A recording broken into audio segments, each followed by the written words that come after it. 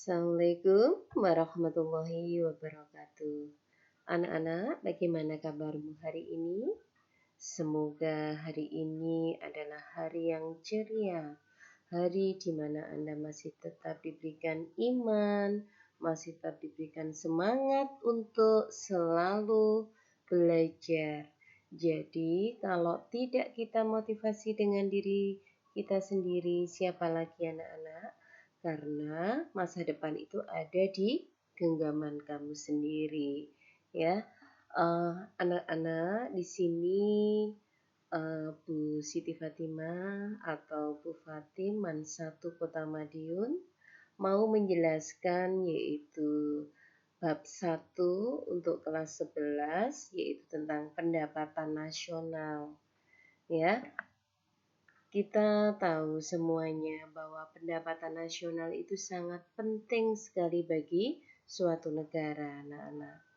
Ya, yang pertama yaitu konsep pendapatan nasional. Apa sih pendapatan nasional itu?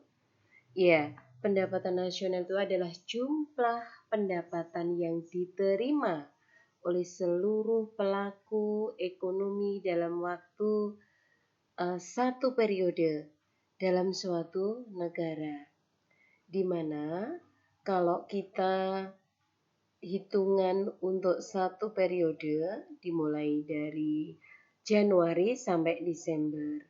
Beda dengan tahun pelajaran. Kalau tahun pelajaran gimana anak-anak? Ya, bulan Juli dimulai, selesainya di bulan Juni tahun berikutnya. Ya, beda dengan konsep pendapatan nasional ini. Jadi, kita menghitungnya yaitu adalah jumlah pendapatan yang diterima oleh seluruh pelaku ekonomi dalam suatu negara dalam waktu 1 tahun. Nah, pelaku ekonomi di sini siapa anak-anak? Ya, kalau Anda belajar faktor-faktor produksi waktu Anda di SMP atau MTS terlebih dahulu, pasti akan kenal dengan faktor-faktor produksi. Faktor produksi di sini ada SDA, ada SDM, ada government atau pemerintah, juga ada skill atau kewirausahaan. Nah, itu termasuk pelaku-pelaku ekonomi. Jadi pelaku ekonomi ada rumah tangga produksi, ya, ada rumah tangga konsumsi, ada rumah tangga pemerintah, dan juga ada rumah tangga masyarakat luar negeri. Ya, tanpa itu semua kita tidak bisa jalan karena kita tidak bisa hidup sendiri, kita saling membutuhkan walaupun negara itu juga saling membutuhkan negara satu dengan negara yang lain. Ya, faktor-faktor yang mempengaruhi pendapatan nasional kira-kira apa anak-anak? Yang pertama, keseluruhan permintaan dan penawaran. Ya, jika keseluruhan permintaan itu naik, ya, atau disebut dengan aggregate demand, ya, permintaan barang atau jasa dari masyarakat nanti akan meningkat. Dan kondisi ini memicu produsen untuk selalu meningkatkan produksi barang dan jasa.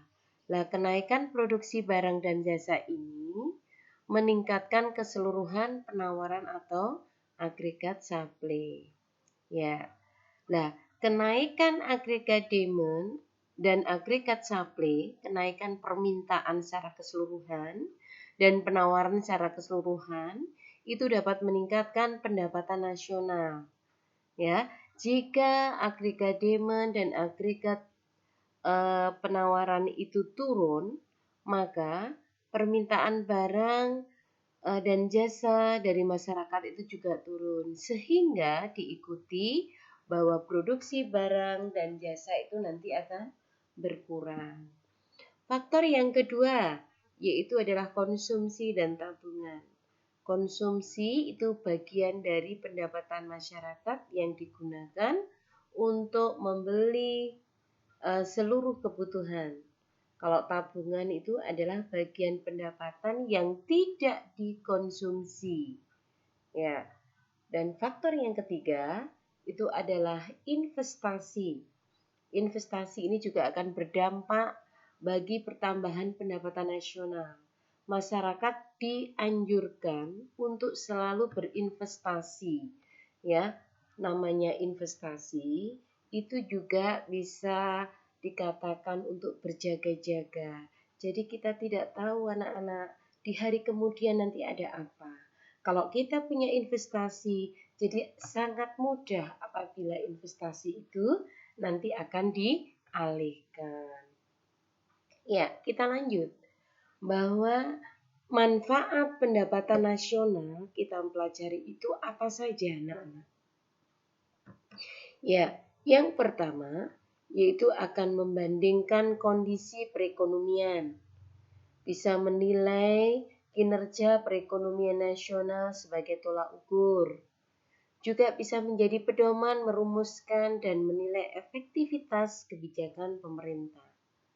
Untuk mengetahui sektor usaha yang mendorong pertumbuhan ekonomi nasional, bisa membandingkan perekonomian antar daerah atau antar negara, dan juga bisa mengetahui pertumbuhan ekonomi dan pendapatan per kapita.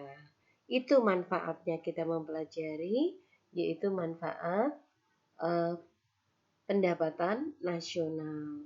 Nah, yang ketiga, kita harus pahami apa itu komponen dari pendapatan nasional.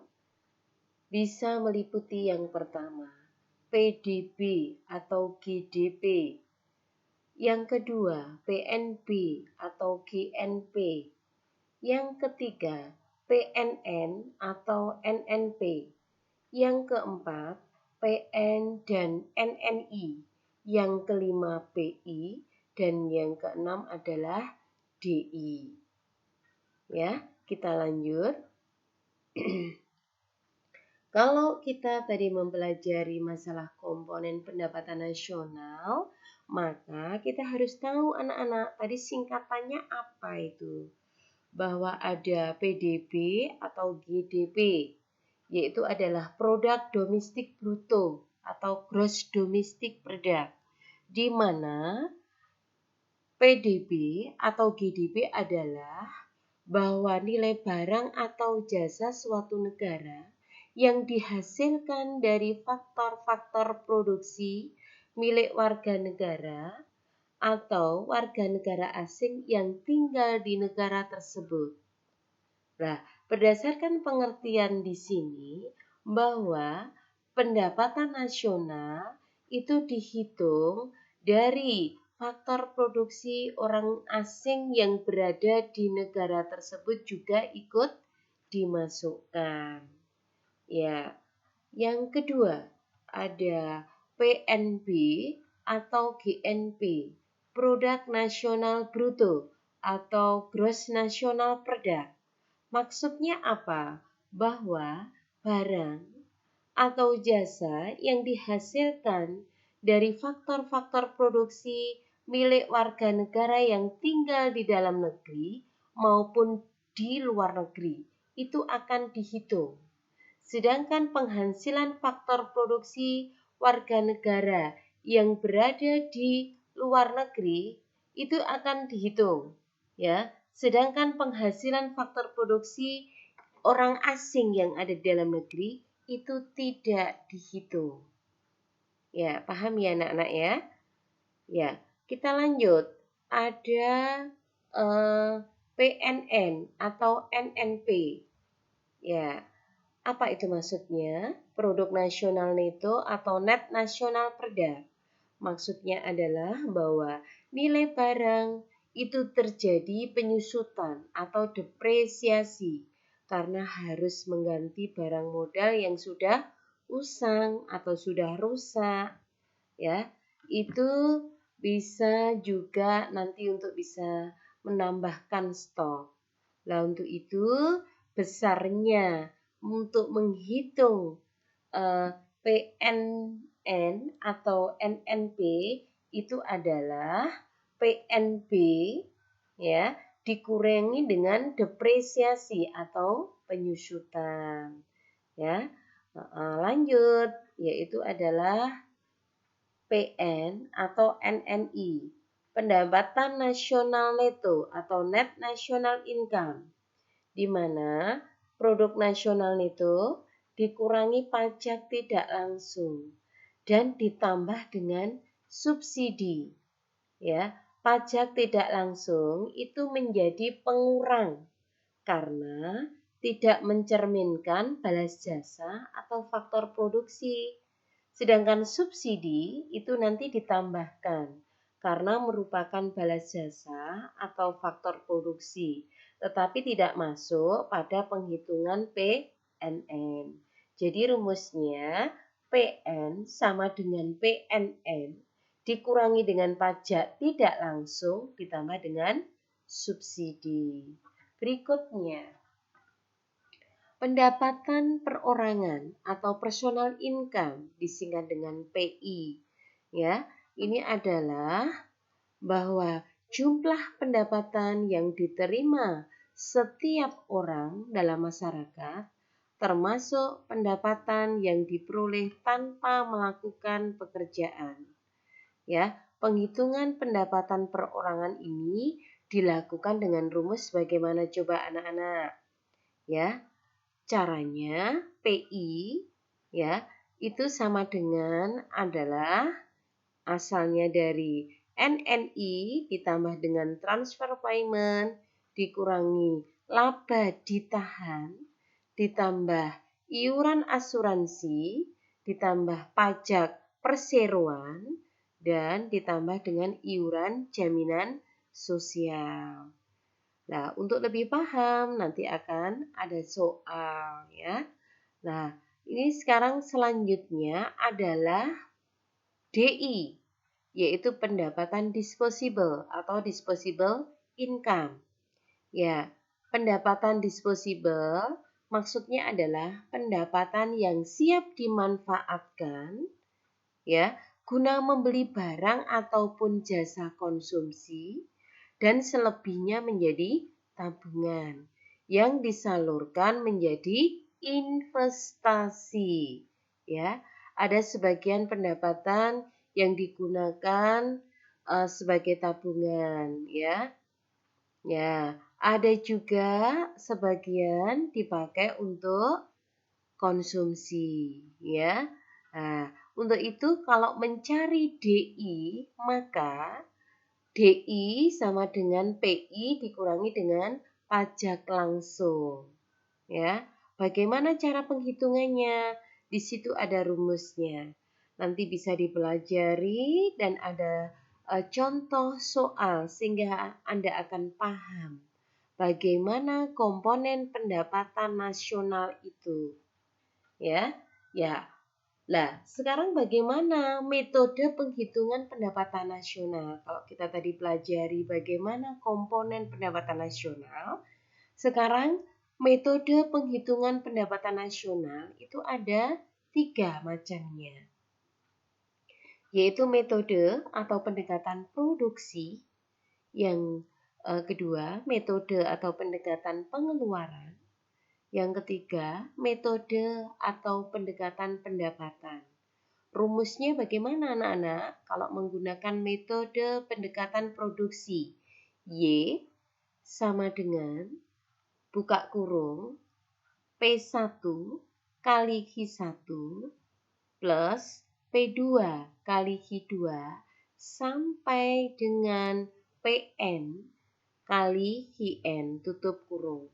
Maksudnya apa? Bahwa pendapatan nasional itu bisa dicari produk pertama, ya, price, P-nya adalah price, ya, price pertama dikalikan dengan quantity atau jumlah barang yang pertama, ditambahkan dengan harga price kedua dikalikan dengan quantity atau jumlah barang yang kedua. Sampai berapa nanti harga dan jumlah barang yang ada. Itu bisa dihitung, itu bila mencari menggunakan metode produksi. Kalau menggunakan metode atau pendekatan pengeluaran itu bagaimana anak-anak? Yaitu rumusnya Y sama dengan C plus I plus G plus ekspor min impor. Ya, maksudnya pendapatan nasional atau ya sama dengan consumption, konsumsi, ditambah dengan investment, investasi, I-nya ini seharusnya besar ya anak-anak ya, ditambah dengan government, yaitu pengeluaran pemerintah, ditambah dengan ekspor, berarti barang yang keluar dikurangi dengan impor, barang yang masuk. Ya, kita lanjut rumus yang ketiga atau metode pendekatan pendapatan. Caranya bagaimana? Yaitu yet atau pendapatan sama dengan weeks ya, ditambah dengan rent, ditambah dengan interest, ditambah dengan profit. Ya. Ya. Jadi, ada 3 rumus ini untuk menghitung pendapatan nasional. Ya, nanti akan ada materi berikutnya. Ya, jadi Anda jangan bosan walaupun kita di rumah, kita harus bersemangat anak-anak untuk selalu belajar. Karena apa? Karena masa depan itu yang menentukan kamu sendiri. Dan orang tua bisa mendoakan Anda yang berusaha. Juga Bapak Ibu Guru di mana satu Kota Madiun mendidik Anda supaya nanti menjadi orang yang berguna di kemudian hari. Terima kasih anak-anak. Semoga ilmu hari ini sangat bermanfaat untuk kalian semua. Wassalamualaikum warahmatullahi wabarakatuh.